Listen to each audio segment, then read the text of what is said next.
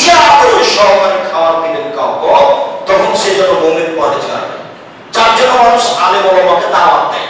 ওটা আমার রাসূলের কথা যে আতিমু তাআমাকুম আত-তাকা, তুমি তোমার খাদ্য পরেজগার মানুষকে খাও।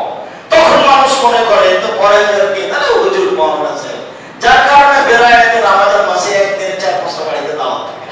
হুজুরকে ভালোবাসে, ভালোবাসা ভালো, আমি দুর্বল সাইডে যাই, ভালোবাসাই ভালো। তাহলে সব বলছেন যে পরেজগার মানুষকে নিজের খাওয়া খাও।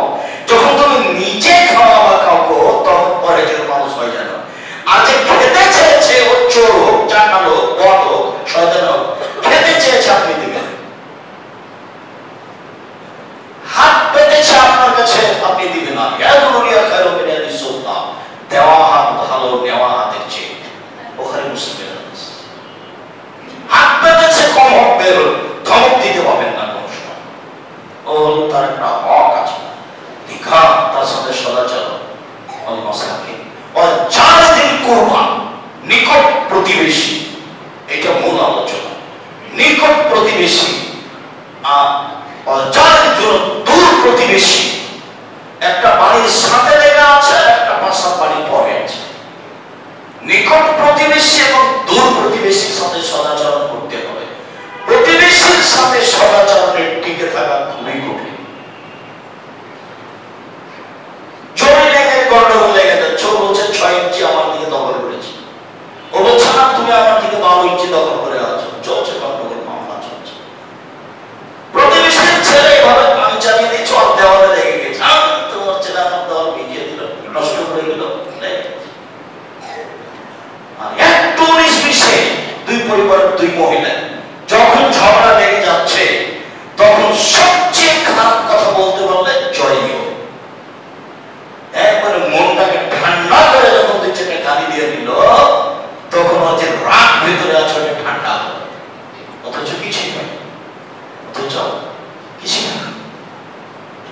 প্রতিবেশীর সাথে টিকে থাকা খুবই কঠিন, যা ধারাবাহিক হাদিসে বোঝা যাবে। আল্লাহ রাসূল বলেছেন সুখময় ওই 4টে জিনিস আছে তার এক নম্বর হলো ভালো প্রতিবেশী। সুখময় সে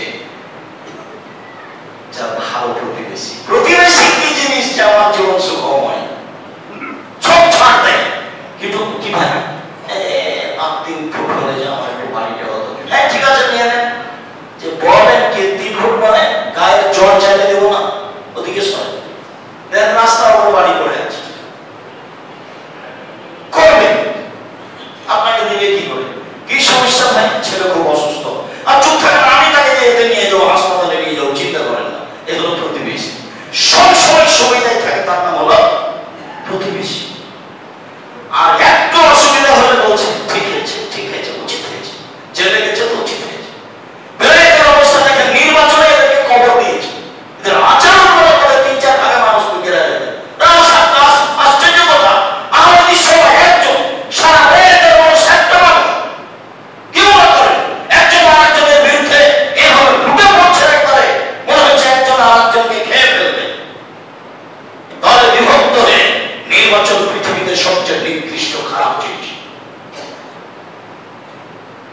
মানুষকে পশু প্রাণী হায়ানা করে চলে, হায়ানা মানে যে সবচেয়ে হিংস্র প্রাণী, যেটা আপনি দেখতে পাচ্ছেন।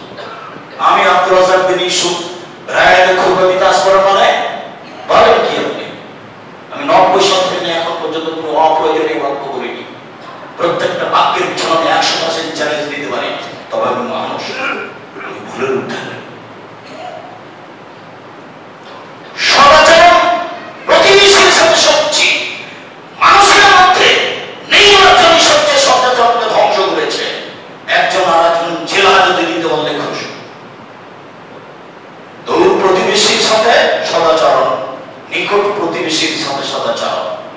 তারপরে বললেন চলার সাথীর সাথে সদাচরণ। চলার সাথী কি?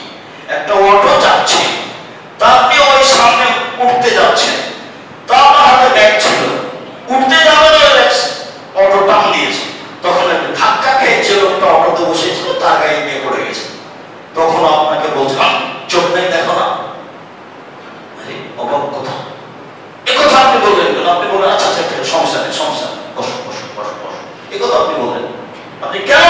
চোখ নাই, দেখে উঠো না, হিসাব নাই, ব্যাগটা আমার মাথায় এসে লেগে গেল।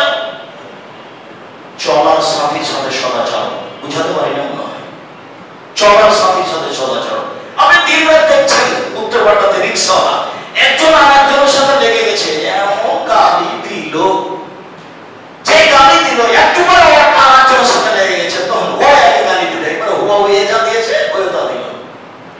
এমন গালি দিচ্ছে সে ভাষা আপনি আর ঢাকার ভাষা সারাদিন চলছে, সারাদিন চলছে।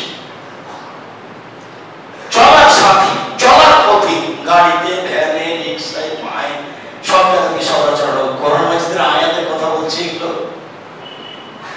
আল্লাহ বলছেন চলার সাথে যারা তাদের সাথে সদাচরণ করতে হবে। 1 টাকা দিয়ে মারামারি লেগে গেছে, লেগুনাতে উঠেছেন উত্তরটা, এখানে নামবেন, বলছে 15 টাকা দিতে হবে। বলো কি তুমি সারা জীবন 12 টাকা দিয়ে আসছি না, 15 টাকা দেবো মানে 12 টাকা চেয়েছে, 10 টাকা দিয়ে আসেন, সেই কি তুমু ঝগড়া 2 টাকা 1 টাকার জন্য চলছে, যেটা আপনি দেখতে পাচ্ছেন। এর নাম হলো চলার সাথে, সাথীর সাথে সদাচরণ করতে হবে, এই কথা আল্লাহ বলেন।